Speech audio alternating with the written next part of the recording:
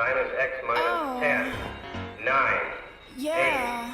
8, 7, 6, 5, 4, 3, 2, 1, 0.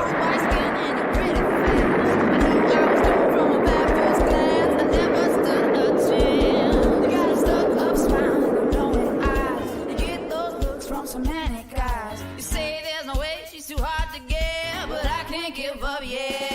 Say, oh girl, you're something else. You make my knees go weak and my heart melt. You threw the towel in the ring, then I rang the bell. I said you knocked me out, girl, you're something else. I said, oh girl, you're something else. You make my knees go weak and my heart melt. You threw the towel in the ring, then I rang the bell. I said you knocked me out, girl, you're something else.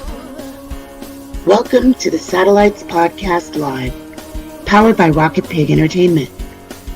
Tonight's guests are Corey Wallace, Maestro, Phillip Gabriel Garcia, and Logan Byers. Here's your host, Jerry G. Angelo.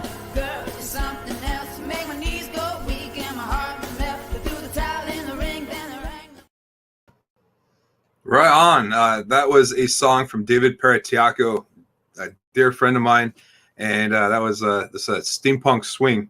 I want to thank Angela Joseph, my producer, and everyone on Satellites for all your great work in getting us to. I think this is our fourth episode, and so everything's been going great.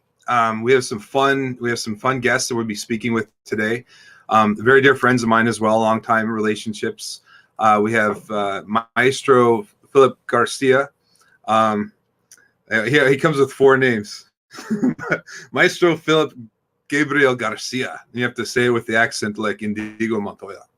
We also have Corey Wallace, and we have Logan Byers, and they all are involved with music. They do composing, and they do music design and orchestra conducting orchestras. They've done quite a bit, and they're all awesome human beings. So that's the most important thing at the end of the day to me. It goes way beyond talent. Anyway, what we like to do here at Satellites is we get to learn about who the individuals are that we bring on. I have an amazing experience of being a producer and a writer and actor and director, and having a life in politics and business has put me all over the world. My mom's from Switzerland. My father was a Greyhound bus driver, and so just a unique set of a unique set of experiences, mixing all that, and what comes out of it is just a little boy that grew up and played G.I. Joes and wanted to be part of a bigger story. And so that's how I got into entertainment. So without further ado, we're going to meet. We're going to actually Angela's going to play a clip of Maestro's song "Leave the Light On." This was a song that we did that David Paratiaco wrote, called "Leave the Light On." It was for my first directorial debut, called American Warfighter. And in the process of making American Warfighter, there's these incredible stories that happened. I was on the set of Lone Survivor. I was working with Mark Wahlberg and Peter Berg, Eric Bana, Ben Foster, Emil Hirsch, these great actors. And I got this incredible experience. And Marcus Luttrell, there was a moment that just inspired me to go write a story that was close to my heart. And in writing the story, not knowing exactly what the story was going to be and where it was going to go, it was David's song "Leave the Light On" that was, when I heard it, I said, this is what American Warfighter is going to be about. So Angela will go ahead and share this little 2-minute clip, and this is going to be a behind the scenes of Maestro. And Maestro is an incredible human being. You're gonna love him. He's a big ball of sun and energy and stars colliding. You'll see this. He is played all over the world, and he conducted this orchestra with his choir and his orchestra. So anyway, go ahead and listen to this, and then we'll get to meet Maestro.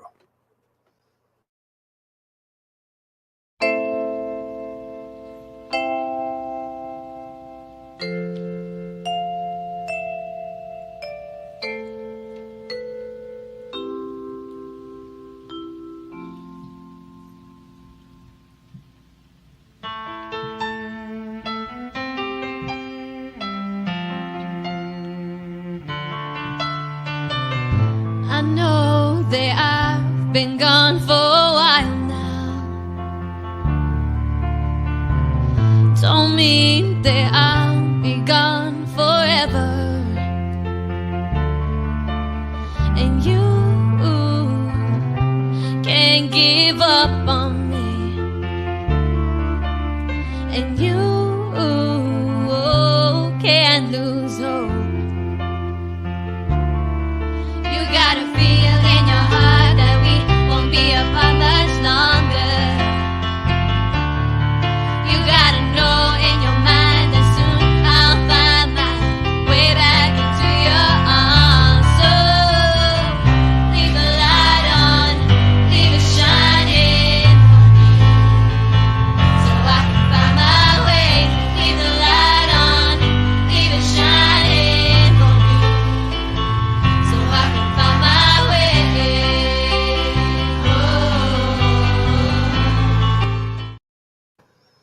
Wow. That always brings chills up my spine and it gets me all hot, and I have to just kind of air myself out. Let's see, Maestro is going to be coming on here in a second.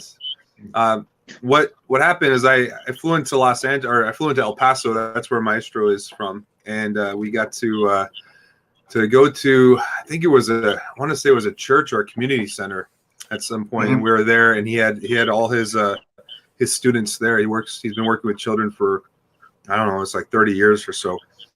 Yes. And David Hamilton, as well as one of his partners, that was very involved in the making of that.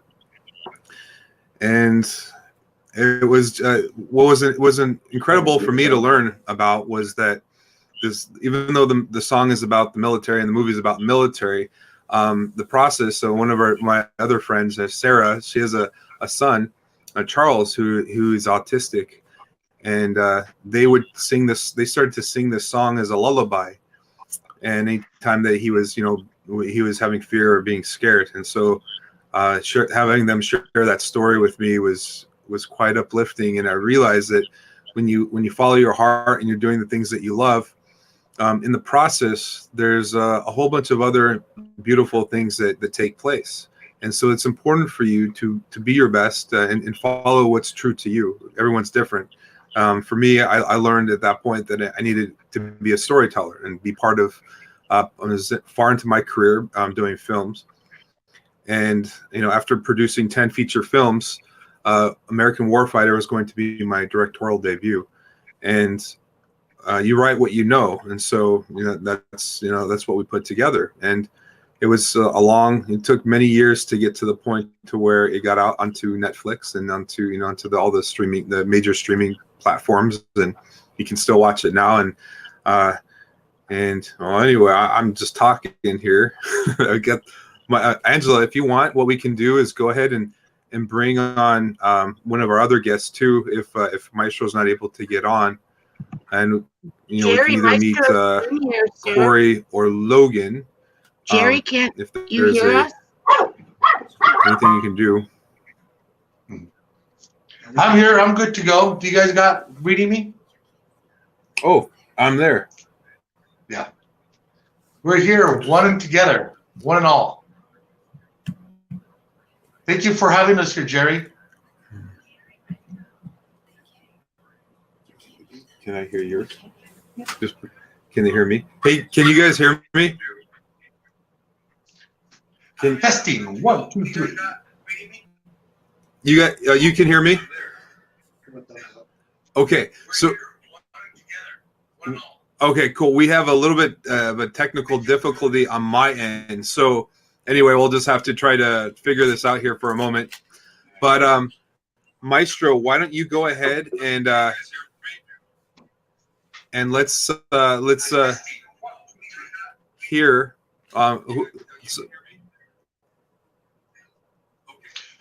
Well, Jerry, can you hear me? I'm sure you can. I'm Maestro Garcia with the El Paso Youth Symphony Studio Orchestra, the EPYSO Studio Orchestra here in El Paso, Texas. And I want to introduce you to one of our upcoming stars, Johnny Travieso, who is a wonderful singer, and he sings like Frank Sinatra or Elvis, and he's got such a wonderful range and timbre and tone to his voice. And look at this kid. I mean, everyone loves him. I just wanted to bring Johnny on board so y'all can see what we're doing. We're performing this Christmas. We're trying to save Christmas. We have a performance called The Mad Maestro Saves Christmas. And the Grinch has been celebrating this whole year. 2020 is the best year ever. And we're going to show that Grinch something else. We're going to give back to everyone the gift of music. And then at the end of the show, give the Grinch the gift of a Christmas shave. We've been I've been directing the El Paso Youth Symphony for 30 years. And it's been quite an honor and privilege. We've taken our orchestra from coast to coast, sea to shining sea. We've performed at the White House, the Capitol for Beto O'Rourke. We've performed for at Carnegie Hall. We've also performed at on Carnival cruise ships, Disneyland, Universal Studios. There's the one at the White House, given a tour by Bill Clinton. And we had 84 students perform on that, and also took some of our teachers, and we're been re-invited back for Father's Day 2022. We would actually be there this summer, 2021, but because of the world pandemic, everything got pushed back, and we've lost a lot. Our organization probably lost about $250,000 just on one show that got canceled, which was Mariachis for Mom, which was a wonderful celebration to our mothers on Mother's Day. And we had already paid for that concert in full, and we were unable to get our to recoup on ticket sales or sponsorships. So we have to wait until this following year to do it. And then we also had our Disneyland Dream Tour postponed until 2021. And I should actually be on a cruise right now performing in the Bahamas. So, everything got pushed back, but we're not going to end the year in a fizzle. We're saving EPYSO. We've adapted to the environment. And we're no longer just a regular orchestra, but we are now the EPYSO Studio Orchestra. And we're able to do all sorts of productions, commercials, movies, concerts, streaming shows, you name it. And Jerry, thank you for getting us to this point, because if it wasn't for Jerry, I wouldn't have any IMBD credit. I met Jerry in 2015 on one of our tours, and I always said, if you want to be discovered, you got to take your ensemble or yourself to the Lion's Den. You got to go to New York. You got to go to LA, Hollywood, and you got to perform shows there so that the producers, the directors, the people that make those decisions are there and they can see you. And we've been doing that since 2008. In 2008, Ricardo Montalban, the actor from Fantasy Island, and I love him from Khan, from the Wrath of Khan, he gave our orchestra $10,000 to help produce our show at the Ricardo Montalban Theater on Hollywood and Vine. And then even though after our show was only half filled, he still gave us $6,000 and sent us home. I said, we didn't make this. He says, but I don't want you to go home empty-handed. And Ricardo Montalban gave us our first footstep into Hollywood, and we started going every year after that. And in 2015, Jerry, by the grace of God, was at the Santa Monica Pier and saw us perform there. And he came and saw us perform at Universal Studios City Walk. And there it is right there. And we just had a great time meeting Jerry. And the kids loved them. There's a picture of my daughter and her best friend at the time, Diana. And look at that, Jerry. I love that picture so much. That's great. I haven't seen that picture for some time. Yeah, the kids love it. Everyone loves you here in El Paso. You're a star here. And Leave the Light On, you gave us our first chance to sing that. And there's a big party that we're going to be taking you to here in El Paso with all the whales in El Paso. It's all full of people that have done very well for themselves. And we're looking up for support for our new projects and for the Star Central Studios, Fireborn Studios, and our projects coming up. And it's like, with Batman, if you've seen the movie Batman, where they say, one fundraiser with my friends, you'll never need another dime again. And, I'm looking forward to a successful fundraiser because, as you know, set life isn't cheap. But I got to say thank you to Jerry for helping us get our foot in the door, getting us into the movies, getting our songs recorded, and helping our youth symphony become a studio orchestra. Thank you, Jerry. No, you're absolutely welcome. I thank you, Maestro, for all your friendship over the years. Maestro is just the biggest personality in the world, and it's as I get older and more wise, I realize how much more I need these people in my life because I always say it's like for myself, I love animals, and I never pet an animal and I don't feel incredible or I don't feel good or don't feel Bigums! Yeah, there's bigums right there. It just makes you Bigums is going coast to coast. What I was saying is that when you pay animals, it always makes you feel good. Well, you can translate into everything in your life and do things that you love and do things that are exciting for you. And and absolutely with that, the people that you get to meet, it doesn't even if it's casual, however it is. But if someone brings you a bliss or strikes a chord with you, you just you got to pursue that and you got to stick with it. And good people. That said, Jerry, I gotta bring in our producer. Come on in here, Gilbert. I'm gonna bring in Gilbert because you're talking about our producer. We wouldn't be anything without Gilbert over here. So I want to say thanks to Gilbert. He's given us a home to call home. Yeah. Why don't you explain real quick what we're going to be doing there next week? What we're in rehearsals for right now for the Christmas show. Great. I'll go ahead and elaborate. Well, Gilbert, our producer, is the man here in town. He's the most professional producer that we have in our city. And it's like peanut butter and jelly. I brought the show. We were filling the studio and we're creating lots of content. And we have a lot to create. And Channel 9, KTSM, NBC has asked us to do our own show called The Mad Maestro Saves Christmas. And the Grinch is celebrating 2020 as the best year ever. And so what we're going to be doing is filming different sets here with Santa Claus and a white winter wonderland and the orchestra. And we have all sorts of music that we're going to be performing, from like Santa Baby, A Blue Christmas with our star Johnny Travieso, and Please Come Home for Christmas. Where the bells will be ringing, boom, boom, boom, boom, one shiny day, dum, dum, dum, boom. It's Christmas, and we'll be singing, trying to get everyone cheered up again. And we're going to get Santa Claus cheered up so he can get out there. The elves haven't been making any presents because of the COVID pandemic. Everything's been shut down, and even the North Pole's has been affected by it. So we're going to use the power of music, and we're going to give the gift of music back to our fair city here on Christmas morning, the first gift of the day. And I'm very proud to be able to offer that with these gentlemen here and with you, Jerry, because you're coming down to help us with this production as well, with the beautiful Aubrey, who sings in the LA Opera. I just cannot wait to meet her and sing with her and perform with her. It's just going to be a grand old time that you guys are here. Maestro. That's right. Let me get that in there. My producers just remind me. Don't forget the live stream December 20th on Facebook platforms and other platforms. 6 p.m. Mountain Time here. We'll go. We'll be able to place. We'll put that out there too. Angela's incredible. We'll start to blast all that too, so we'll get that going also. But Maestro, let's kind of get into our show in a little bit. These are all the things that you're up to and done and all that. But I'd like to, I'd like everyone to kind of get to know who Maestro is right now. If we just got to, if you had 1 or 2 minutes just to say where you are in your life. And what is it you do? What's important? What's important to you? Why are you doing what you're doing? Well, Jerry, when I was a little kid, I've always been a conductor and a musician. And I played piano at a young age. I played violin at a young age. And I had the best director, Maestro Abraham Chavez, here in El Paso, give me lessons. My parents, they spent a small fortune, $100 a lesson on all sorts of professors in piano. And so I took music very seriously.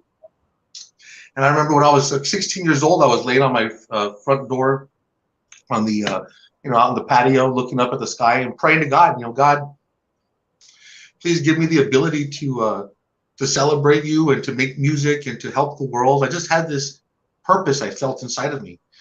And at a young age, when I was 16 years old, I created the El Paso Youth Symphony. And here we are 30 years later. And now that I'm 46, I'm still directing the Youth Symphony. But we almost went away. We almost went the way of the dodo bird with the pandemic. We lost all our shows, all of our sponsors, all of our rehearsals and dues and everything. And the orchestra was on the verge of bankruptcy. And I said, well, I've done 30 years. And you know me, Jerry, I've gone through my heart problems. All the stress of this business has taken its toll. And I have cardiomyopathy and atrial fibrillation and congestive heart failure. As a matter of fact, I had a heart attack on Thanksgiving, and I'm like Chris Farley from Saturday Night Live. The Bears. I'm like, oh, just sit there, get that. And you know what? It works. It's called the Farley. It's called the Farley Bears technique, and it works very well to get you out of a heart attack. That's a public service announcement for all you people out there. All right. Just hit that heart, be good, back in normal. I shake off heart attacks like people shake off hay fever. Man, it's nothing to me. I eat a heart attack for breakfast, I think. Yeah, you know what? I run around nonstop 24/7. I put everything into it. I'm the last to get paid. I'm the first one in. I'm the last one out. And, if it means I don't pay my bills that month, it means I go bad, I always make sure the production gets its done. The production is paramount. That's where I feel. Production is paramount. And I always make sure that gets done first. And then I'm the last guy at the end of the day. And that's been the hardest thing because, as we all know, everything gets done and we're always the ones sacrificing.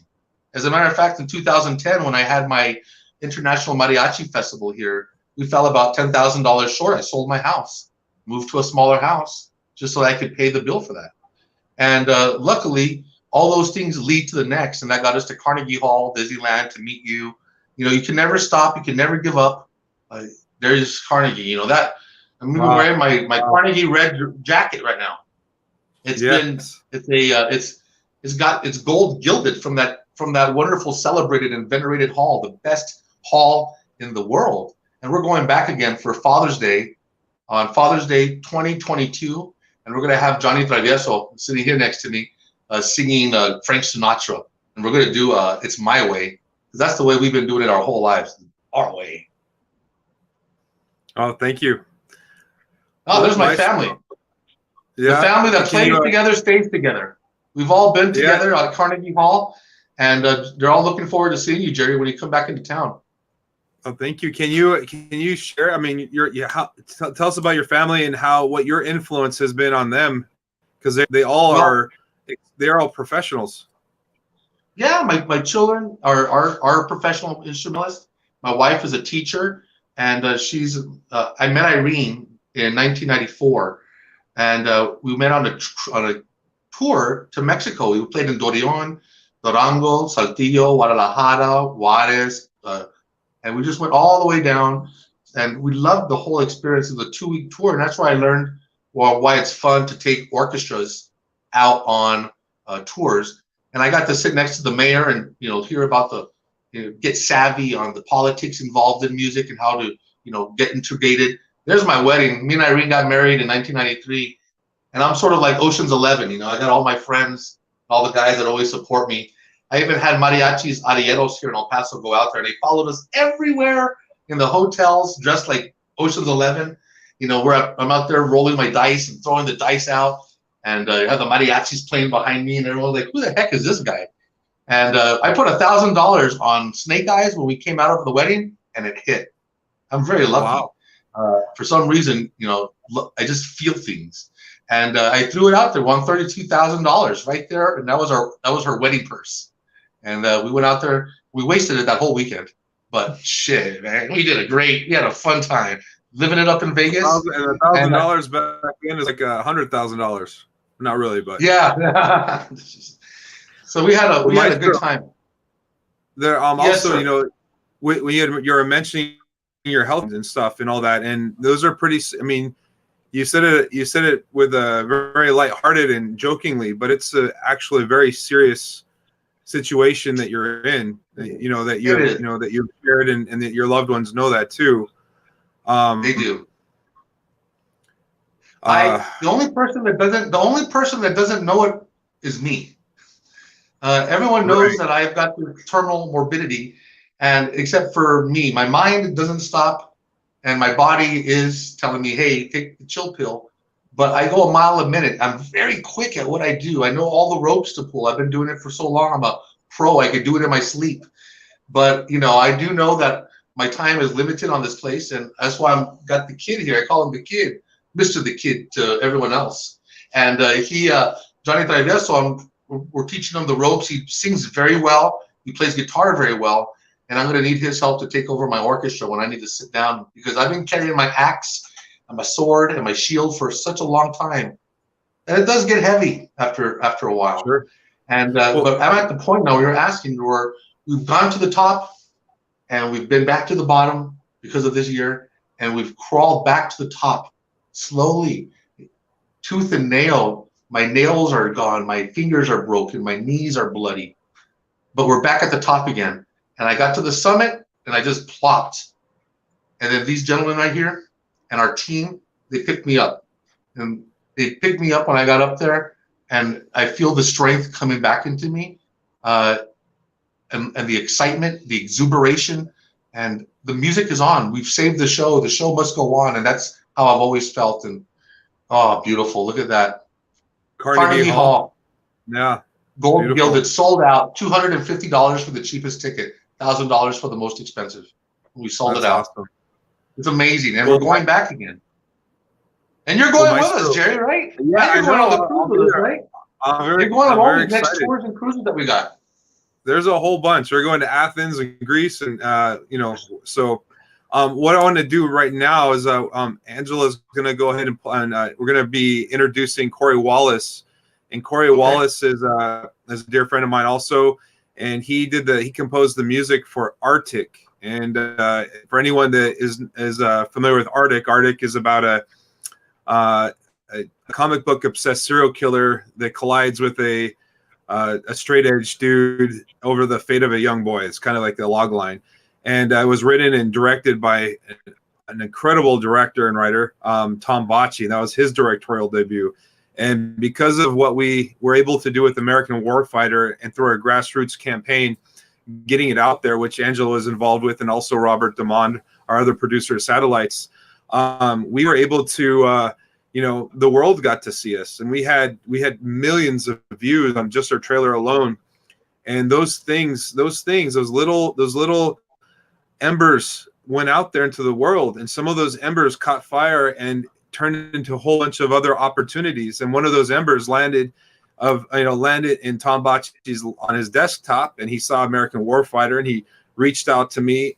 It so happened that we both lived in Burbank, California, maybe 5 minutes from each other. We went and had coffee at Priscilla's within a day or two, and within 6 weeks we got Arctic up and going. We had an incredible production. Every production has its challenges. It just does, because that's filmmaking, but we did it. And in the process, we got to, Tom was able to find Corey Wallace, and Corey is just everyone has a different angle and a different unique and backstory that helps create their talent and their vision for music. And what he and Tom, he's going to be able to explain this a little bit more, but all the music him and Tom, had created, they were using instruments that were all broken, wild. And you're gonna get that. So Angela has a little trailer here. You're gonna get to hear the sound that they came up with. It's just awesome. It's freaky. It's freaky. Well, congratulations.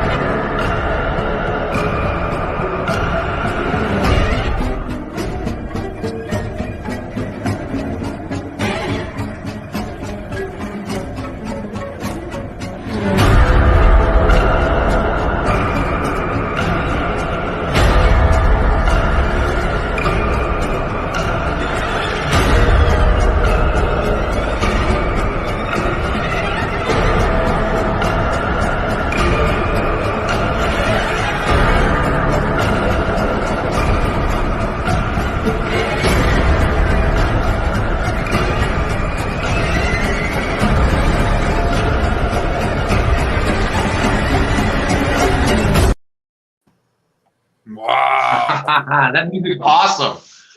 That music is Thanks, awesome. Isn't that scary? Can you imagine like running through like sunflower fields and then that's that's accompanying you with all that? So this is Corey.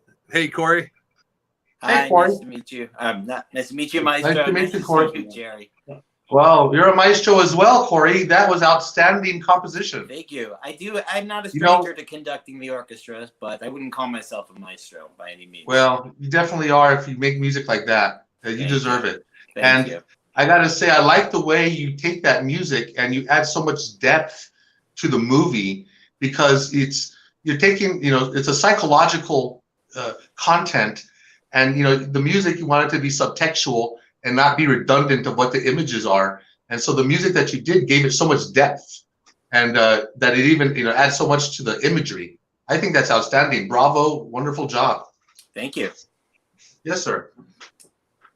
So Corey, I look forward to working with you one day.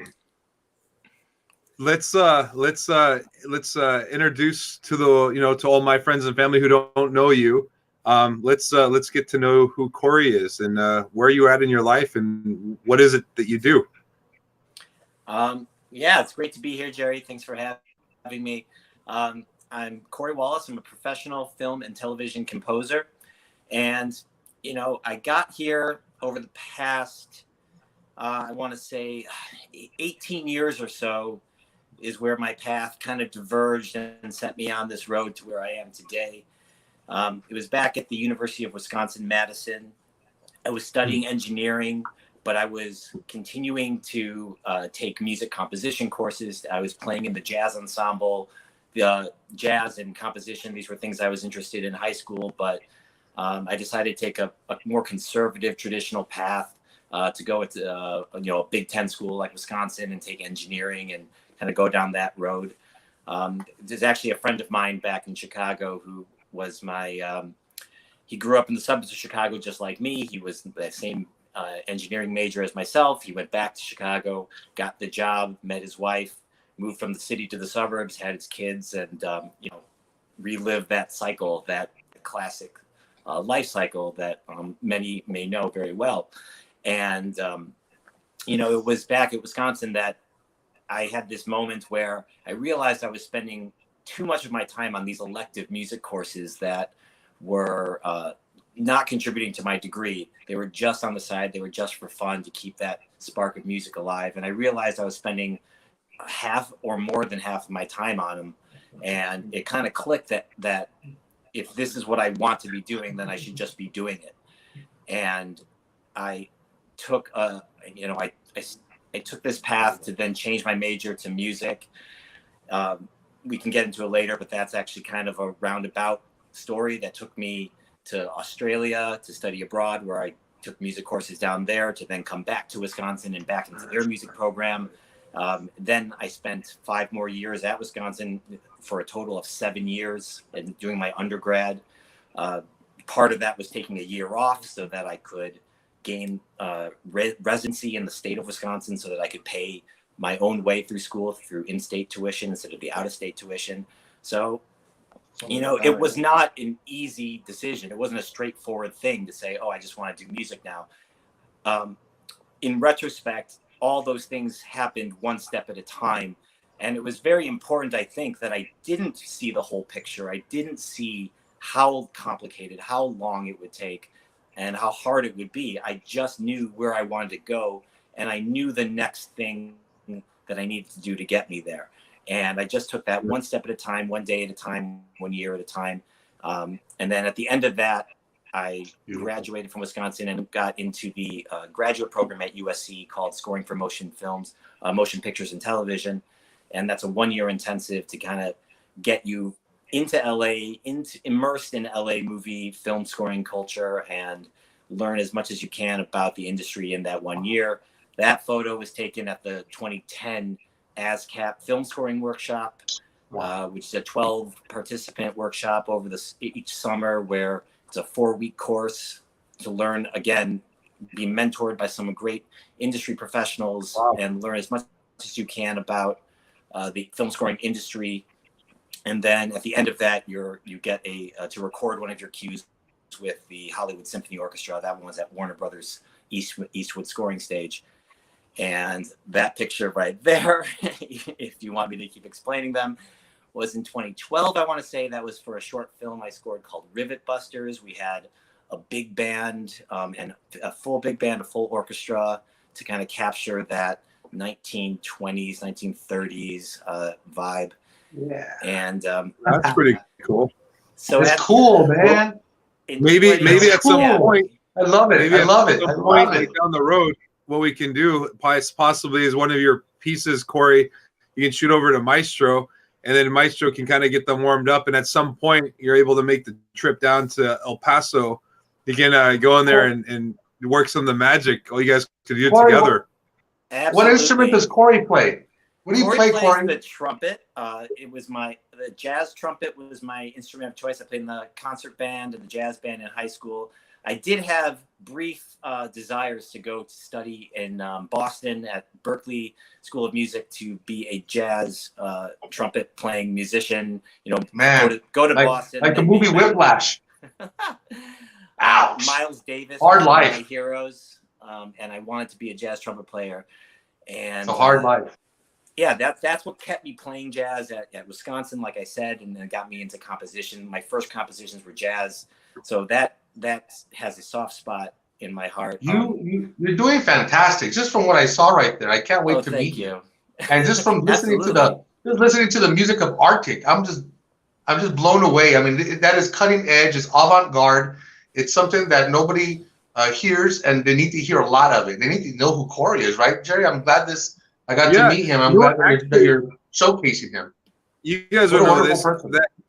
That the Arctic music, is that able to be done by an orchestra? Is it written out in a way to where Absolutely not. So part of what got me to Arctic and that sound of Arctic is, I think, one of the big two tree branches in my career tree. So like we showed with the orchestra, when I studied at Wisconsin, came to USC, I was an orchestral composer, and I knew nothing of technology. I knew nothing of making music in a studio with computers. All I knew was how to orchestrate and compose for the orchestra. So when I got to USC, I had a teacher. His name's Freddie Wiedemann, fantastic composer and producer. And he taught me how to do what's called sampling, where you record instruments or sounds or musical and non-musical sounds alike. It could be anything. And for his class, I did this piece for choir and all kitchen sounds that I recorded in my kitchen and then used the computer to manipulate those sounds. It's amazing what can be unlocked from sounds when you start pitch shifting them, reversing them, adding effects to them. Things like microwave dings and toaster oven sounds, like when you hit a toaster oven inside the chamber there, it creates this reverberant echo.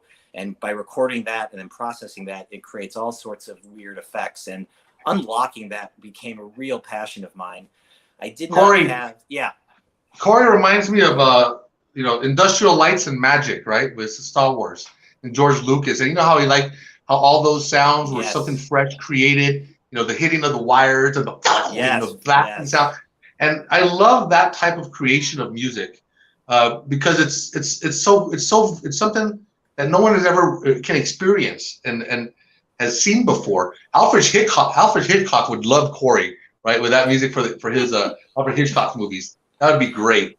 And Corey, I want to say, since I know you play trumpet, now we're going to have to get you to come play trumpet with us when we go to Carnegie Hall for Father's Day 2022.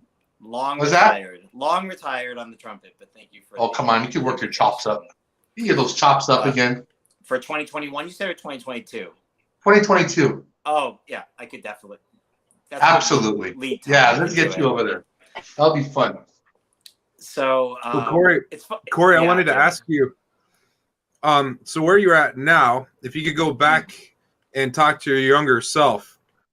Because you said that there was you're glad you didn't know everything, that how challenging everything would be and how much time it would take.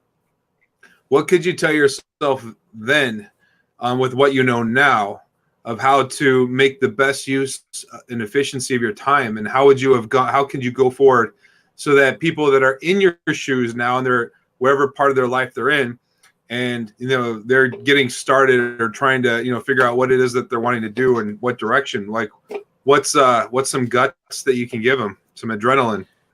Yeah, I think the best advice, I think the best thing that I did for myself back then was to really just kind of listen to myself, like listen inside. And I mean that both in terms of like motivationally, like encouraging myself that I was doing the right thing, but also like listening to the music inside my head.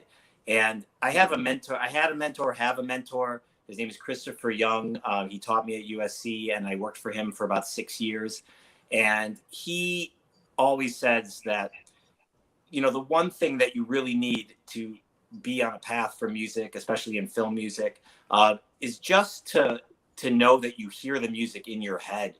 And if you can hear it in your head, then there's really nothing that no one can take that away from you. It's certainly not easy to then have the craft to take it out of your head and put it on paper or put it into a computer. Learning how the production works and all the steps it takes to then realize something into a recorded piece of music film. Certainly that's not easy, but that's all learned craft. The innate talent, the innate just sense of music that's inside of you. If you hear that and you have that, then the rest is just, it's just time to learn. I hear what Corey's saying, and it's like sometimes you don't really learn all that in college. So much of what we've learned has been through just real life experience, the school of hard knocks, learning human nature, and learning how to work amicably with people and making trying to make a magnanimous situation in the products that we're doing and creating. And I totally hear what Corey's saying there. I've learned, you learn so much just, getting down in the dirt, right? Mm-hmm. Corey, do you know? Oh, there we are, Corey. We're there's Christopher also. That was a production designer of Arctic. What a great person too, and very talented. But that's the three of us up there. I think we probably just got done with an award. We won like 10,000 awards for Arctic and music and best act. No, I'm just kidding. Do you remember where that was? Premiere. That was at the premiere, the LA premiere. Oh, okay, that was the premiere. Okay, cool, yeah. And for those, I didn't have my beard on here. If you couldn't read my shirt, it said "Film composers know how to score." A wonderful birthday present from my wife. That's cool. Is your wife in music as well? No, she's in video production. Oh, cool. Okay, cool. All right. Well, we're gonna go ahead and we're gonna be meeting our next guest. Actually, real quick, you had mentioned you're on USC. You went to USC. We had Russ Emanuel was a director writer. Do you guys know each other?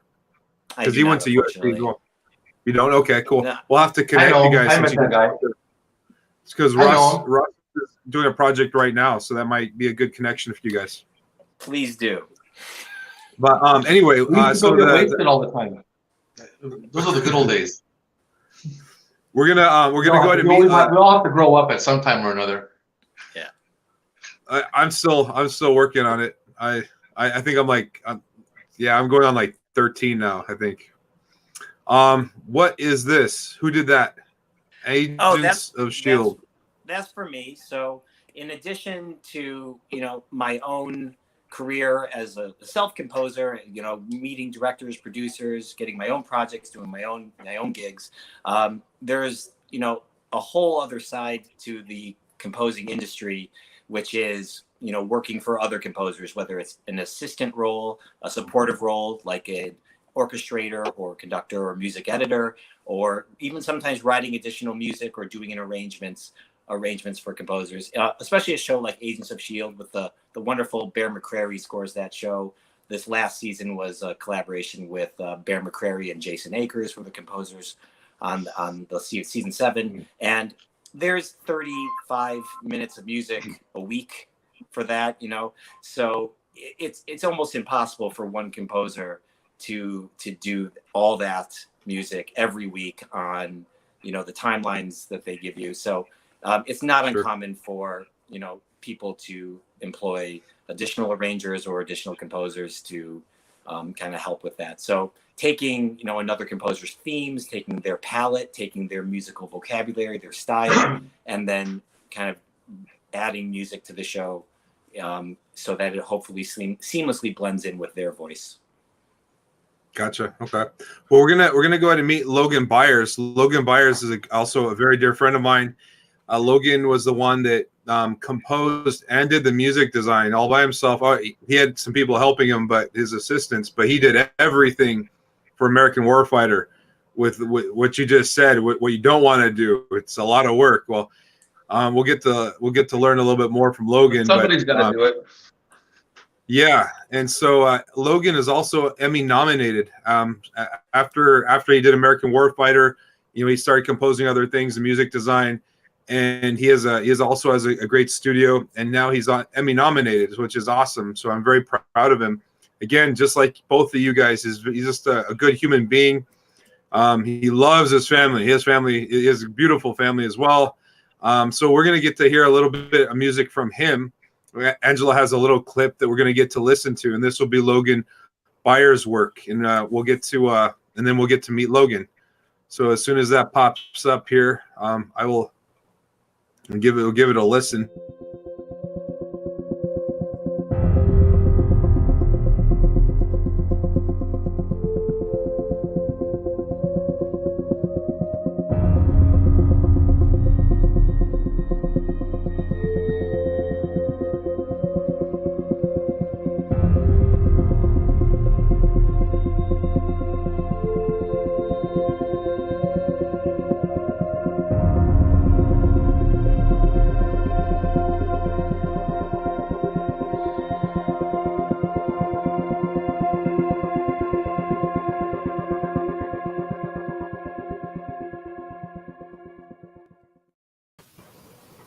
Right on. Oh, there! All of a sudden you appear. There's Logan. Hey guys, how's it going?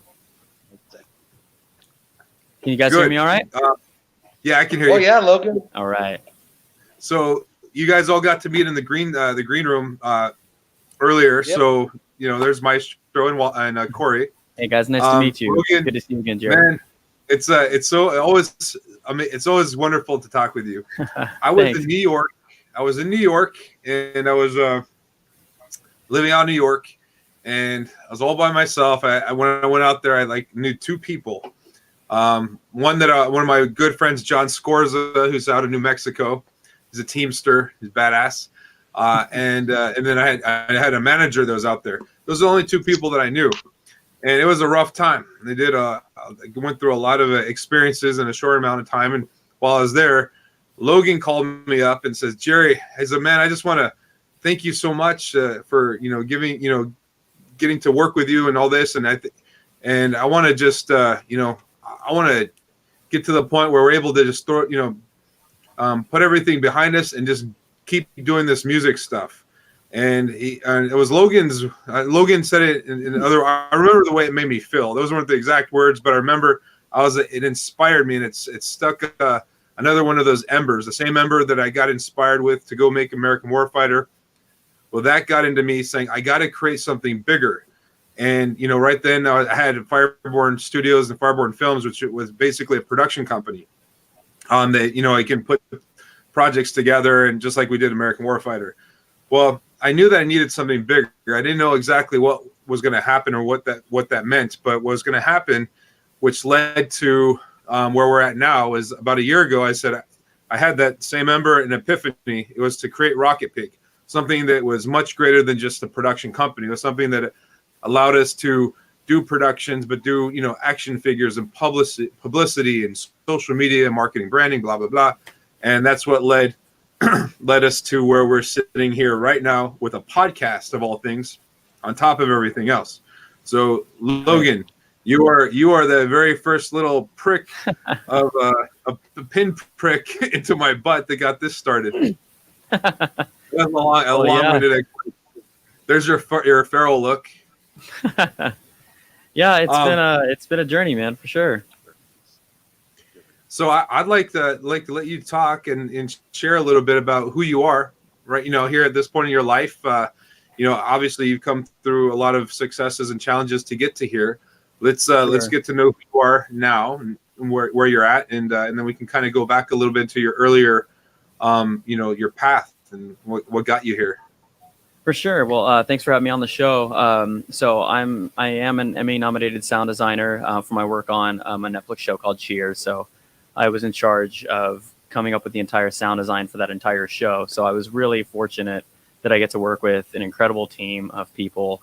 And so with that, I was able to get nominated. So I do a lot of sound design. I do music composition, and I'm the opposite of Corey. He's very classically knows how to arrange. I don't know how to arrange at all. So I compose all on the computer, digital recording, weird sound effects, manipulating them, synthesis, all those kinds of things. So we have a very different take, but I absolutely love his music. And I wish I had the chops to be able to do like arranging for, massive orchestras. So I do a lot of sampling. So I'm that guy.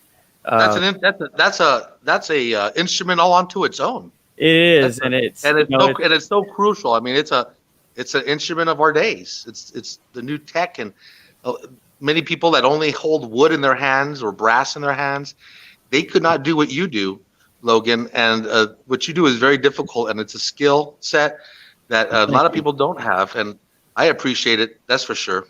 Thank you very much. Yes, sir, Logan.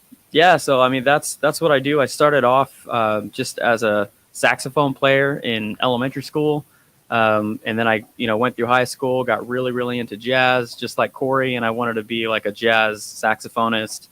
And the first time I even thought about doing music on a different level was once I started working in animation. So we had a big animation department at our high school that was very professional, and so I started animating, got really good at it. But then it came to our big senior show, I was a junior at the time, and nobody knew how to put any sound effects or music to it. And when you look at animation, when there's no music or sound, it's pretty boring to watch. And so I said, you know what? Like I know how to use GarageBand a little bit. I can put some sound effects and music to it. And I mean, I probably look back on it now and it's rough, but at the time, I thought it was the coolest thing ever. Put music to it and sound effects to it, and it worked out really well. So then, Logan, how old are you? I am 32. When I was 16 years old, my dad took me to the keyboard shop, and he said, "You have a choice. You can either have a keyboard or a car." And I said, "Oh, I want a keyboard, Dad." And should have gotten a car, but no, the keyboard was better. I still have it today. It was an Ensoniq sampler. Okay. And those SQ2 samplers, or they're like the workstation, but then they have the Ensoniq samplers. And that reminds me a lot of what you're talking about, creating these new sounds, sampling sounds onto that board and reversing them, retrograding them, doing all the manipulation to the waves. And it's so cool that you're talking about this. You have so many interesting guests on this show today, Jerry. This is outstanding. Oh, well, thank you, Maestro. Yeah, I love it. Logan, the piece that we heard, it was like kind of like a sci-fi piece, right? Right. Yeah, that was for a video game series. So I've been working. I freelanced for a very long time until I ended up at the studio that I'm at now. And so in freelancing, you are talking to everybody and everybody. I mean, in college, I did so many projects for free before I graduated. Anything I can find on Craigslist, Mandy.com. All these random places looking for gigs to either compose music for film or short films or video games or doing sound design. And I did a lot of sound design work. And so with that project that you heard, that was actually a small video game sample for a VR experience. I do a lot of like virtual reality sound design stuff. And so that one was for a sequence of this astronaut that's getting ready to go up into space for the first time. He's leaving his family behind. So the precursor to what you guys didn't hear, it's a little bit more emotional. And then the part that you guys heard is actually as he's just like left Earth and he's looking back. So it has a more sci-fi element, but there's still a little bit of an emotional element to it. So that was a really cool project because it's just a different medium. I mean, we can talk a long time about even writing music for video games is very different the way I approach it than when I write it for film or television. But how do you do that? What's the difference? Because in video games, players have choices, and so and the music needs to reflect how the players have a choice. And so when we watch, like when Corey scores, music for a film or for TV, it's linear. It's never going to change. Like that film is going to play the same every single time, so that music's going to stay the same every single time.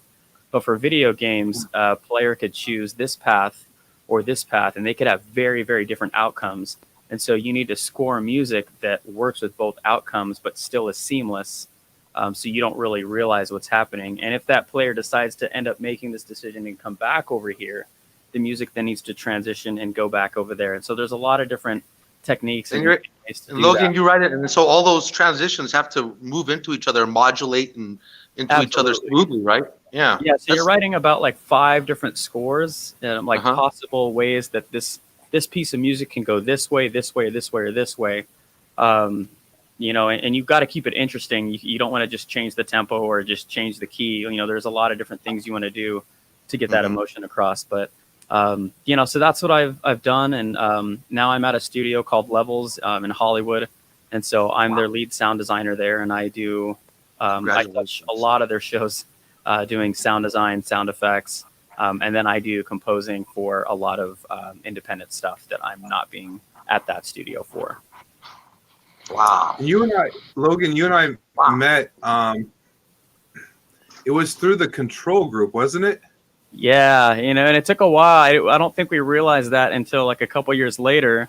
And then I remember seeing your face, and I remember looking back at a clip, and I'm like, that was Jerry. And I was only an editor on that, like a sound editor on that. I wasn't like the lead on that, so I didn't really have much contact with you at that point. And it wasn't until a mutual friend of ours, gave me your name for Warfighter, and that's how we got connected. And and I will say that will be the last feature film that I do everything. I'm glad it turned out great, but to be the dialogue editor, the sound designer, and the composer on a feature film, it's just, it's too much work. It's hard to stay objective at the end of the day, because I want to have a really good dialogue editor that can put their whole craft into it, or I want to have an amazing sound designer that can put their spin on it, or I hire Corey to do just the score. You find all these people that are doing just the best that they can at their own thing instead of doing all of it. And sure, I did good at all of it, but I feel like I want to do great, at one thing and let somebody else be able to do great at that thing and build a team instead of doing it all yourself. Short story. That's what they call sticking to your lanes, right, guys? Yeah, I mean, and I know I'm good at sound design. I know I'm okay at dialogue editing, and I'm good at composing music. But when it's something that big, you gotta delegate. So something short is fine, but something as big as a war film that you had, it wasn't like it was just a talking love film. It was a war film. It's a lot of work, a lot of action. And I am forever grateful for the how with all your help and support. I remember it was you, Joe Barugian, and Luke Fitch, the three of you guys, for what I know and what is to come in the next steps is with my career and stuff. I look very forward to being able to come back and coming back and giving back and as big as I possibly can. So you still have that with me 1,000,000%. And we're also working on Obscura, which we just finished. Yeah. We just wrapped on. We still have some pickup. We still have some pickup shots. Yeah, there's Obscura, there's a way for all of us to get involved on this one too. I know that Maestro is going to be doing some orchestra stuff as well. And one of the things that's going to be kind of fun on this one, actually, I'll share with all of you guys. And maybe there's a way to help collaborate and all that, but the lead actress in that, Aubrey Trujillo, she's a professional opera singer, which Maestro, you got to you would be working with soon. What an honor, Jerry. She sings so beautifully. She plays piano so well. I'm so happy for you guys, and excited to meet her and show her the town and go paint the town red with you guys. Yeah, well, we're gonna have a great time. Oh, there's who's that? Logan. That's hey, look at that. Yeah, I have two boys. That guy right there, Elias, is 2 years old, and I have a 4-month-old, and they love, me just playing on the piano. He loves hopping up in there. Yeah, there's my other guy. And so that's my beautiful wife, Ashley. And so I'm very fortunate. I know that COVID has affected everybody in a lot of different ways, but for me, not having to commute from Hollywood every single day to where I live has been such a blessing. And to be able to work in my home studio here and then go, 25 feet and see my family every day for lunch, for breakfast, and in the evening has been such a reward. Anytime you can stay off the 101 is great. For sure. I mean, I was taking the train, and even when I'd be on the train, that's when I would, have my laptop with my micro little synthesizer or controller, and I would just write music, because that was, at that point, that was one of the only times I could write music, because at work I was doing sound design, and then when I got home, from a long day, I have the kids, and I'm getting home at 7, and I'm exhausted, and so cute pick, man. Thank you. I mean, look at that. That's cute. Yeah, so being able to spend that time just to write music when I'm not like doing my professional work as a sound designer, which is still very rewarding. But music always comes back to music for me. And I'm sure Corey, you probably understand that. Wait to work with all of these wonderful people. Right, Logan, Corey, you all. Well, what I was saying is, with Obscura, we're right at that point now that we're going to be able to sink our teeth into that, and need all the help that we can get, as Logan knows as well. And since we were only able to put it together because of COVID, keeping it kind of smaller and everything, but it's come together incredibly nice. One of the things that I want to do, since is utilizing everyone's talents, is that we have a professional opera singer on this one, and I'd like to create the next incredible opera aria that is called Obscura. It's freaky, something that's magnificent, like the biggest. Me and Corey, looks like me and Corey are jumping in. Hey, what is that? Sounds great. Dun, dun, dun, dun, or something like that, and it's in another language. What's it called? Camilla Burano or something like that, or something incredible like this. And it's, or like Jason, remember on Friday the 13th, where it's cha cha cha cha. But there's something, I don't know, it's something that hasn't been like really done before, but we have this opportunity to do something like that. So I mean, looks like you got the right three guys here to do it. I mean, yeah, especially when you're talking about an opera singer with Obscura, which is dark and creepy. And so you have, I would see like an amazing opera singer with beautiful score, with weird sound design, blended in. I think that would sound beautiful and creepy in an awesome way. For sure. We have to mend and blend all of us together in some ways, because I'm already thinking about it, guys. I'm like, Coy, I'm already hearing it in my head. A beautiful opera singer, something like Mozart, and it's just getting trippy. Starts to morph and change, and that beauty like you remember in the movie we all love, Raiders of the Lost Ark, when the ghosts are all pretty angels, and then they start to morph into this weird, creepy skeleton. I could see that happening here with the music and creating that kind of imagery. I love it. Hey, Jerry, I wanted to introduce you to Johnny Travieso, because we've been talking about getting some band guys in some of the bar scenes, playing music. But Johnny's more than just that; he's also an actor, and I wanted to introduce him to you so we can maybe try to get him to the next film, or try to cast him in one of the next upcoming feature films that you have. Yeah, we can do absolutely everything. We're in control. We get to do what we want to do, and it's working with the people that we like and love and all that stuff. Yeah, absolutely. It's cool. I call Johnny Mr. the Kid. Well, I call him the Kid, but everyone else I call him. You gotta call him Mr. the Kid. But Johnny, he won't be a kid much longer. But he's just got that special quality to him that makes everyone become enamored by him. Have him sing. Have him do a little thing. Want to give us a little? You want to give us something? Whatever you like. What do you want? I need the piano, Phil. Oh, you can give it to him. He can do the Elvis. He has a Elvis. He can do a sound like Elvis, right?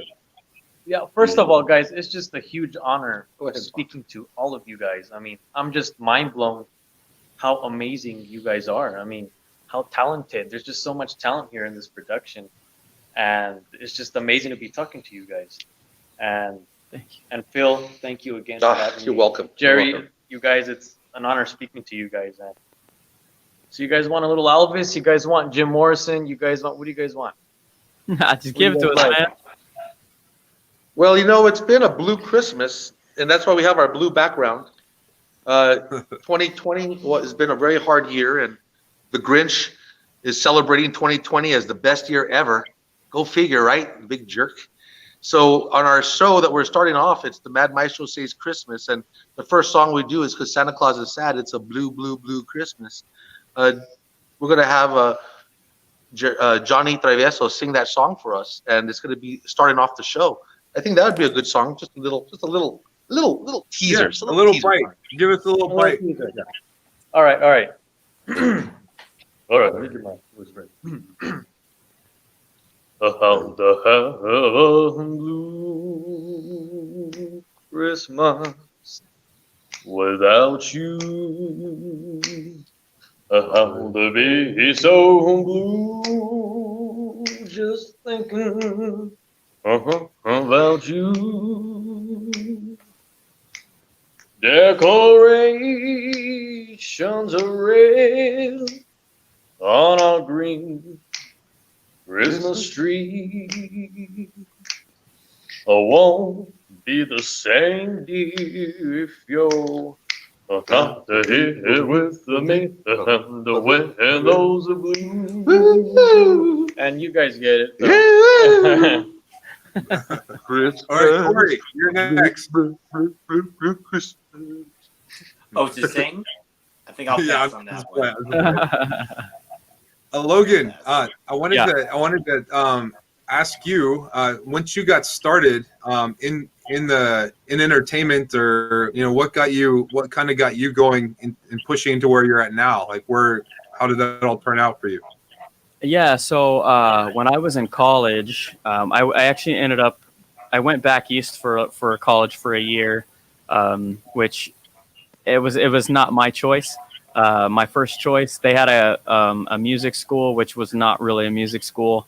And they tried to keep me there. They said that we're going to have a composing program. And I'm like, if you're going to have one, I'm not staying, because I want to go to one that's been established. You guys are back east and not a place that has connections. So I ended up coming back out here, and I ended up going to the Art Institute. And I was actually going to study music composition, like focus on that. And then when I got there, I started doing a lot more sound design, and I started like realizing, man, recording sound effects and putting them to picture and manipulating them is really cool. And I think for me, like the home run was I re-sound designed the amazing film Saving Private Ryan, that first landing on the beach sequence. Whoa. And I completely redid it my way. And I won, best of show, best of quarter for that. And I kept, doing different sound design projects for different assignments, and I kept winning different things just with my take on sound design. And so I thought, like, I'm onto something here. And so I started focusing more on sound design, still doing a lot of music, but because I had the music background and I had sound design, when I do music, I'm able to blend a lot of the two really, really well. So while I was in college, I just kept looking for work.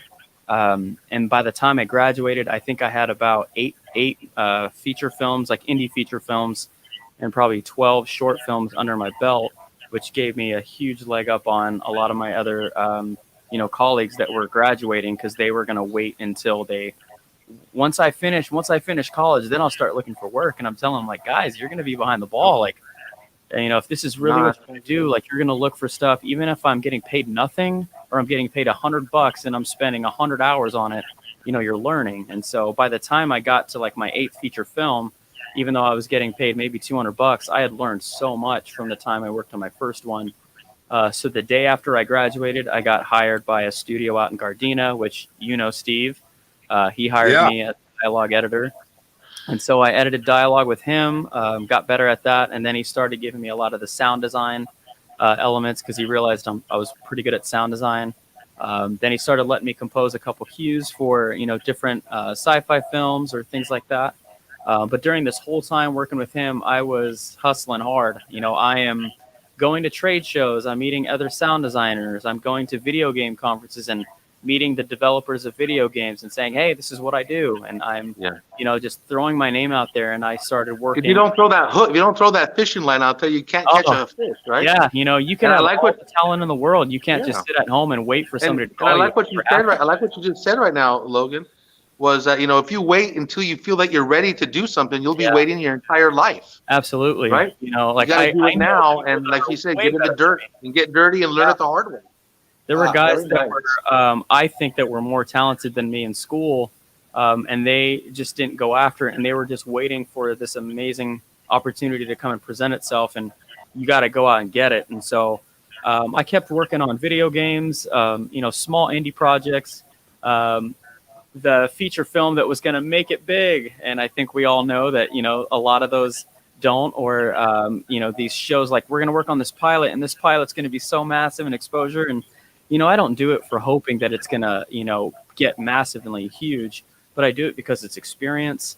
And all of those experiences lead me to different people. And all of those people, I might meet them once, and then 4 years later, I'm getting a call back from them.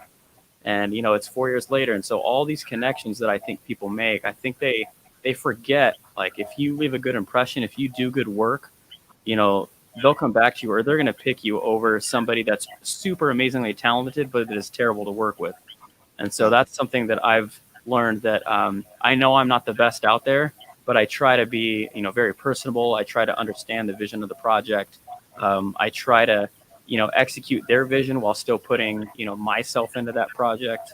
And, I don't know, Corey, I mean, I feel maybe you could see that too, that there's probably amazing people that that are super talented that may not get the job because they're not easy to work with over somebody that's I wouldn't say less talented, but is really great to work with.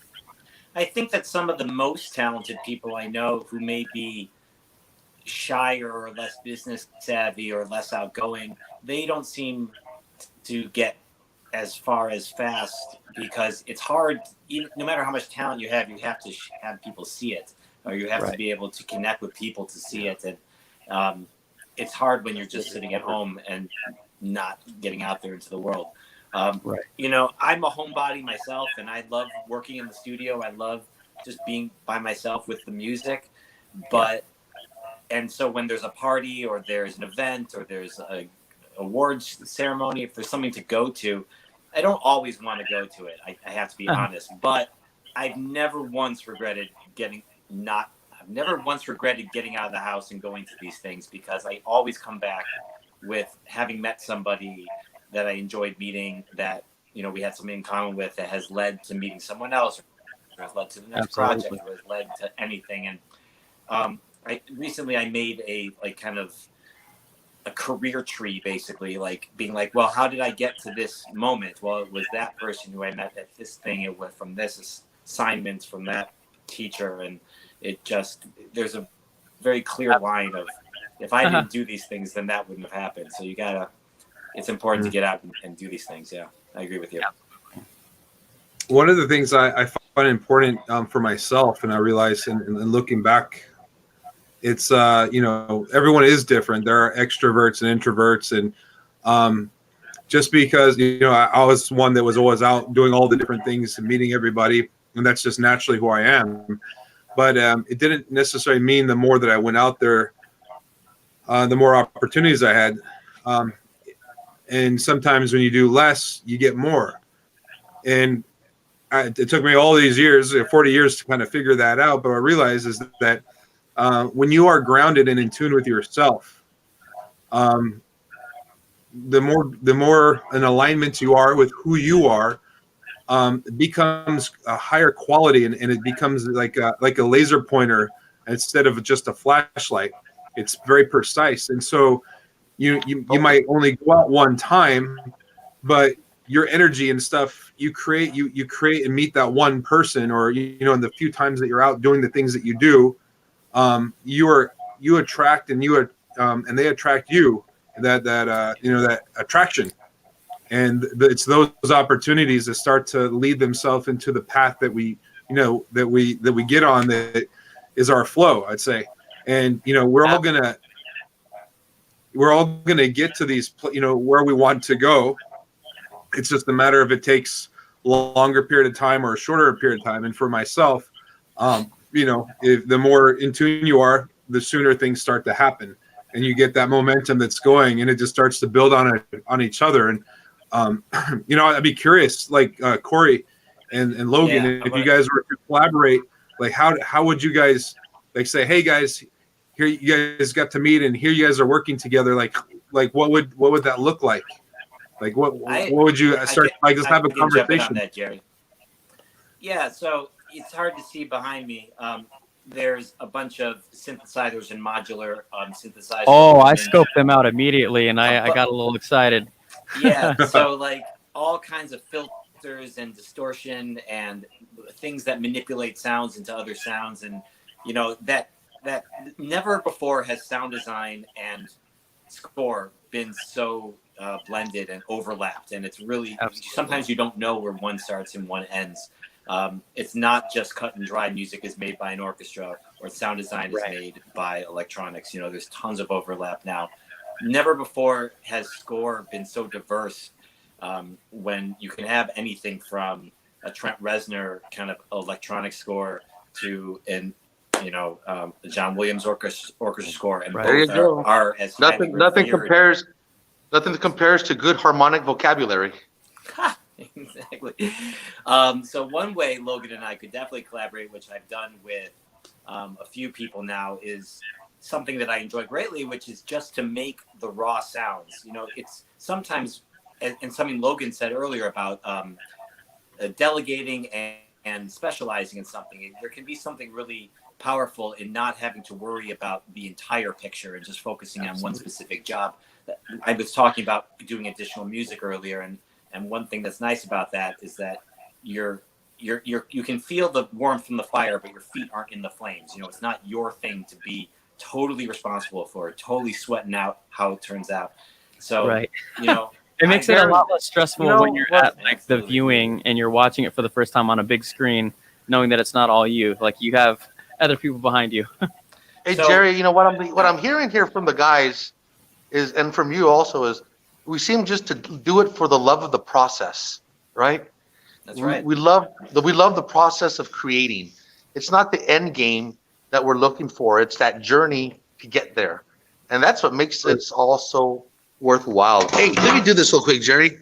Let me give you a little quick tour of our studio here. I'm going to walk around and just kind of show you what we've got going on here. This is our Infinity Hall, and we shoot anything that you'd like out here. And we've got a wonderful studio for you to come into right now. I've been walking around, and we were in the dressing room a little while ago, and we're going to be over here not too soon. And this is our control room for our video. And then we have a control room for the sound. But we spent millions of dollars on all the equipment to get this studio fully lined up with full sound, full lights, full audio, everything that is that you would need in Hollywood. Everything that you would need to get the project done. So I'm looking forward to us doing projects where you could also have us, outsource some of the like we need to do some shooting out here. We have the team that can do it, and I can't wait to introduce it to them. Right now, I'm bringing you up here to our Jerry Angelo Hall. We call it the Jerry Angelo Hall because if it wasn't for Jerry, we would not be here. And let me bring you to our hall here, the special Jerry G. Angelo Hall. Here we are. And this is where we practice with the orchestra, and it's also a studio orchestra. So we're able to have the orchestra play. We're able to have a good light, good sound, and everything is all set up here. And I love having a studio orchestra because now we have the videos, we have the microphones, we have the cameras. And we got us here. Thanks, Jerry. Wow, that's so cool. Thank you. Wow, thank you, Gilbert. Well, we've been working hard.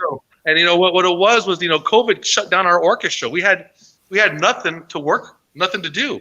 We couldn't do anything. And so for 8 months, I was sitting around just dying to get the music out. And everyone would try to do it on Zoom, and there was all this, lag, and we couldn't do it. And then everyone starts putting together productions where you're able to see, the orchestra, they put them like almost like the Brady Bunch, but you have to do it in production, right? It's all done in post. Everyone records by themselves. Yeah. And I hate to do that. I like to do live performances. And so with the help of our wonderful producer here, Gilbert, we've come together like peanut butter and jelly. And we brought in the talent. He brought in our physical plant. And we brought in all the sound. And he has all the lights and camera equipment and the warehouse, the savvy to do all that tech. So in El Paso, we've got one of the best going sound and stage studios here at Star Central Studio. And I can't wait to get you out here, Jerry. You'll be out here on Saturday, right? Yeah. And how do you like that, Jerry? How do you like the Jerry Giangelo Hall? Isn't that cool? That's pretty cool. That's right. Yeah. Yeah. Well, I was gonna say for Logan and Corey too. What I'd like is if you guys, and with Maestro, if you guys can, all utilize each other. Please connect. And as you guys are getting work and different things, you guys can help assist. And then you guys can also look to Maestro because he has a professional, orchestra and choir, and he can put arrangements together as well. And if you guys need any help, I'm putting all these things together. Just shoot me a call and we'll make RokitPig, make it happen and stuff. But the whole idea of this is to, we all get along. We like each other. We already have that relationship, and it's just getting to do more of the things that we love and doing it together. And as we build up into the larger projects, we become more financially set, which makes things more convenient and allows us to I guess we kind of, in a sense, you get to earn, and feel comfortable like you finally deserve where you're at. There we got Johnny back too. Johnny looks like he's some kind of like Johnny Depp or something. Johnny Cash. The kid. This guy. I asked my daughter. She's 20. She's 18. Johnny's 21. I say, "What do you think of Johnny?" "Oh, Dad, he's got a great voice." "Oh, what do you think of his look?" "Oh, Dad, he's gorgeous." I say, "Oh, well, good. That's our target audience." So that's all I want to hear. Johnny, it's great. His voice is great. His attitude is great. What's that? Is he wearing? Are you naked under your shirt? Is that part of your? No, I gotta. He's doing He looks like Johnny from The Room. If you guys have all seen The Room, you look like Johnny from The Room. Yeah. The Room. Interesting. That's awesome. He sings like Jim Morrison. He has got the spirit of Jim Morrison in him, and that's why I like hanging around with him. He's in my soul, man. That is. He's the Lizard King. He can do anything. I used to be the Lizard King until I had my heart attacks. Maestro, I don't know if you heard that, Logan, but Maestro has a limited time with us, and so he is, he's not wasting any more time, and he's, not that he ever did, but he's going full speed ahead. I've lived 1,000 lives in 46 years. I've played thousands of concerts. I've been coast to coast, all over the world, from the top to the bottom. I've played at Carnegie Hall and questionable joints alike. Right? You guys, I'm amazed by Phil's energy. He's just amazing. He's very talented. I'm learning so much from him. I've been a top musician for 8 years. And now that I'm on board with him, he is just fantastic. Just wait till you guys. I told him I move fast, and I don't think you know how fast I move. He does. You gotta buckle up. Buckle up, everybody. Yeah. He's fantastic. Hey, Johnny, I want to see your eyes real quick, Johnny, because I feel like I haven't got to meet you yet. Oh yeah, there's Johnny. There you are. Okay, cool. There's eyes are the windows to the soul. There you go. Very nice. There you go. Are you Latino? Now it's my turn to look cool. It's your turn. You already look cool, Phil. Yeah, you guys are great. So anyway, we're gonna go ahead and wrap this up. I wanted to, if there's anything else that you guys wanted to share, Logan, for you first. If there's, what would you like to say as far as anything? I think for anybody that's trying to either get into, any part of the entertainment industry, music, sound design, set design, anything like that, I think if you're in school, school is a great resource, but I think there's a lot to learn. You can learn so much online. I learned, a lot of what I do either through YouTube, which is crazy, or through online tutorials. I actually looked at doing what Corey did, doing the ASCAP that week, that couple week course. I was something of what I wanted to do, but just in saying that, there's so many online resources that you guys can use, to get really good at your craft. And there's a lot of opportunities, I think, to do your craft, sometimes for free, especially in the beginning. But even if you're doing it for free, you're learning something. You'll learn something new on every single project. And not that you're going to keep doing it for free, because I believe that you are worth, what you do. Like, you have value. There's a time that comes where you got to say, no treats, no tricks. Yeah, you just got to keep going. And I did a lot of stuff for free, and then you just start getting more used to what you're doing. You get more experience. And I think a lot of it is just talking to people. So it's putting yourself out there, maybe doing something for cheaper, to make that contact, but doing, your best job possible. And I think that's always the thing, is even if you're not getting paid a ton, you do the best that you can for that budget. And then, that will, you never know. Like, I've gotten stuff where I did the best I could for $200. And then several years later, they came back with a huge budget and said, you did such a killer job. Let's do it on this one. So I think just put yourself out there, do the best work you can. And there's a lot of resources online to make you better at what you're doing. What I would say Corey. about that. Oh, Corey, I'm sorry. Well, yeah, go ahead, Maestro. What I was, thinking about, the things I think about that help us is you never give up, right? And we've all been there in hard times and good times. And a master is only known as a master, because they have tried, they have failed more times than anybody has ever tried. You got to keep going at it and going at it. And everyone sees what we do and they think it's easy. And everyone wants to be a beast, but they don't want to do what it takes to be a beast, right? And that's why I say, a master like us, we have failed more times than anybody has ever even dared to try. And that's that perseverance. What I see here on this program is perseverance in these fine musicians to continue to push through and get their dreams accomplished. That in itself is the most powerful thing. And at our orchestra here, what we try to do is teach. We want to educate, we want to entertain, and we want to edify. Those are our 3 E's. And by doing that, we're trying to teach an intrinsic appreciation for fine arts and music and film. And the number one thing is to believe in yourself. Don't listen to any of your detractors, and push forward and listen to your instincts more than your mind, because your instincts are telling you something. And we always doubt them. And now I'm at the point in my life where I listen to myself and I can hear my instincts just telling me what to do.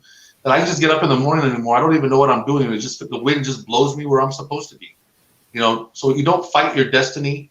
Allow it to unfold in time. And I'm proud to have been on this program with Logan and Corey and you, Jerry. What a fantastic group of people. No, thank you, Maestro. Cheers. Corey, as far as your kind of your enlightenment and inspiration for everybody.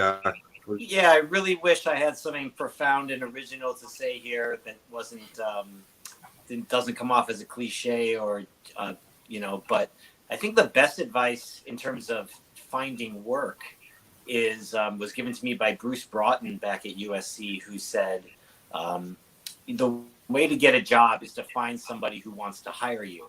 And while on its head that sounds obvious and kind of silly, the deeper understanding of that is, there is a match for you yourself as an artist and as an individual does pair with somebody out there, some director or some producer or anything that hires you for anything.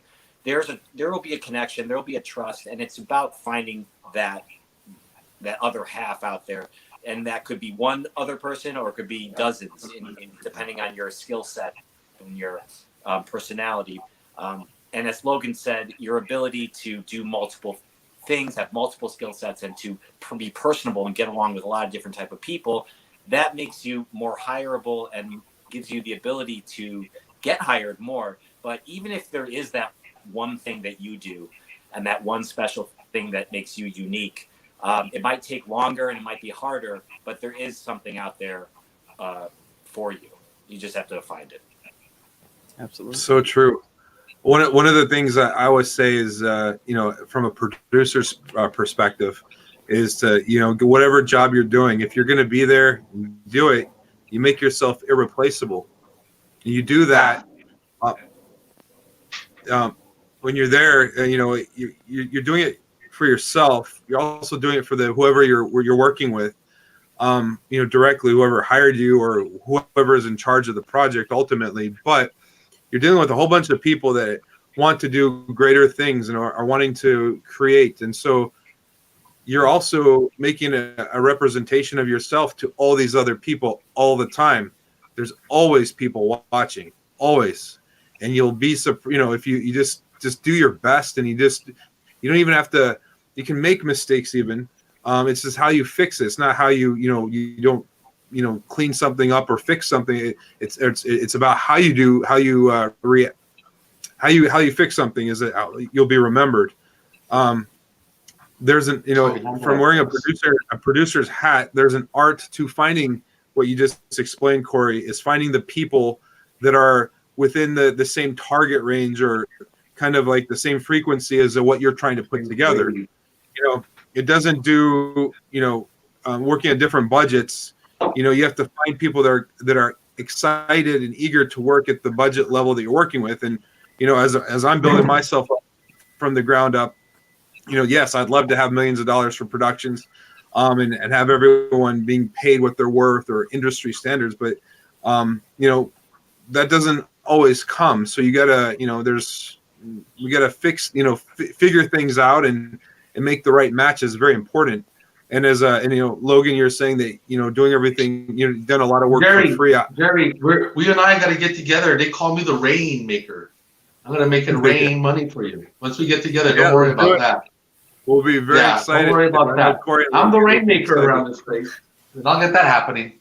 I hate to see people undervalued and undercompensated for their time and their talent. I'm the guy that pays everybody. And I get everyone well taken care of. Johnny knows that. I'm your witness. Yeah. And one thing I've learned from Phil is that time is precious. Every day you wake up in the morning is a miracle. Yeah, it's a miracle. It's a miracle. You gotta hustle and break it like hustle. It's a miracle. I'm all about the hustle culture. So me and Phil get along very well. We're here to work. We're here to make millions. Well, for guys, I'm going to tell you right now, it's okay to be an overnight wonder that just took 30 years to happen. Right. But as long as we stick true to ourselves and stick true to yourself, everything will pan out the way you're hoping to. But over all this time, in 30 years, I've never cared about income. I've always cared about my outcome, what I get out of my orchestra, what I get out of my students, what I'm able to get out of the audience as far as their emotions and their feelings. And so there we are at Disneyland performing. And so, when we're out there performing and doing our shows, it's all about the outcome, how I connect with the audience, the more of another performance. And but now, in my twilight, now that I've got like 5 years left, I got a family. I've been trying, I've been busting our butt trying to get this dream fulfilled. And I'm at that point now where I can. And so even though I've cared about my whole life here as the outcome of my work, there has to be a time where you have to care about the income of your work so that you can take care of your families, take care of your staff, take care of your support team and everybody that's there. Everybody needs to feed the bulldog.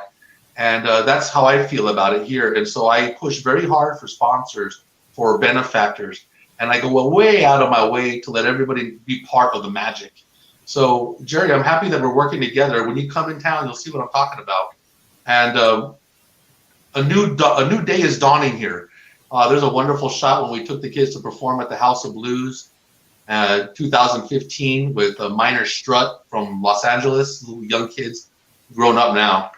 But it's been a wonderful journey that I've done, and I've been up to the top of the mountain. I've been back down to the top of the mountain, and this time we went back up. There I am with D. Wallace from E.T. Oh, what a wonderful picture! I love that one. I'm gonna go home and watch E.T. tonight. I love John Williams, right? I'm a John Williams fanatic. And I know when it was 86, when I don't even want to think about it, But we are lucky that we live in a time where he was our Mozart. And there's a lot of great composers too, but he's the granddaddy of them all right now. And he's one of the people I emulate the most in my composition. And I can't wait to work with Logan and Corey, because these guys have an insight that I do not. And I've learned a lot just listening to them. And I can't wait for us to get together. It's going to be like worlds colliding. Boom, baby. Well, I absolutely know it'll be quite a show that, when you guys all get together, and I'll make it a point that we all get to do something really special on Obscura and get to have our craft together. And Logan's in charge of. What we need to do is we need to have a Las Vegas get together. That's what we need to do. Yeah. Las Vegas get together, ladies and gentlemen. COVID. That's fun. Go to the Aria. I did want to say what you're in the last remarks that Logan was saying about doing free. I had also built my career and had done all so many free projects and helping, but I always went to help people. It wasn't about getting paid. Was always as a bonus or and all that.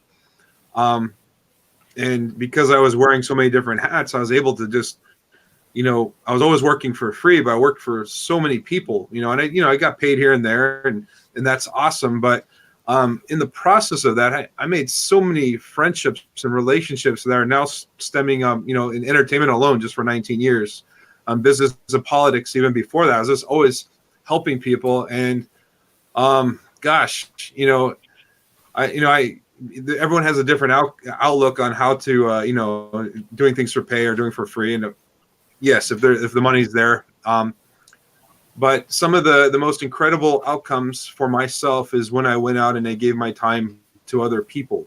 And it was those things that gave back. And, one of the people I mentioned, Joe Barugian, there's Joe Barugian, Luke Fitch, and of course, Logan Byers.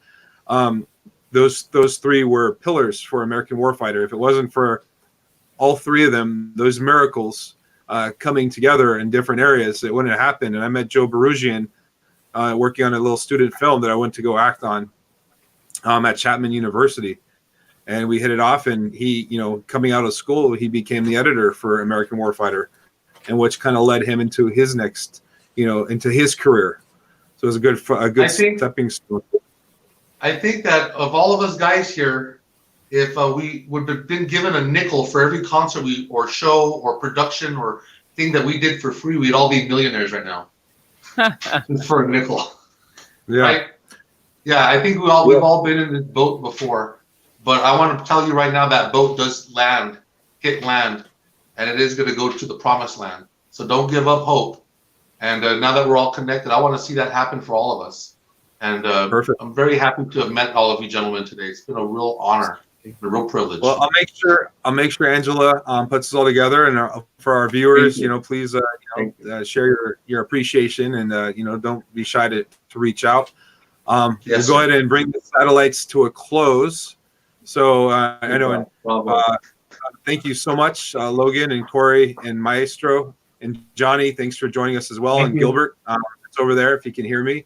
I look forward to coming out there, and you guys have a wonderful producer comes in. Have a wonderful holidays, and until next time, and be safe and keep doing what you're doing.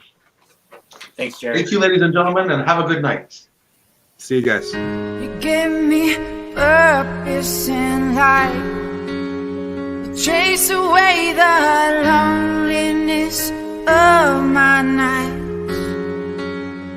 Take away the helplessness that I feel.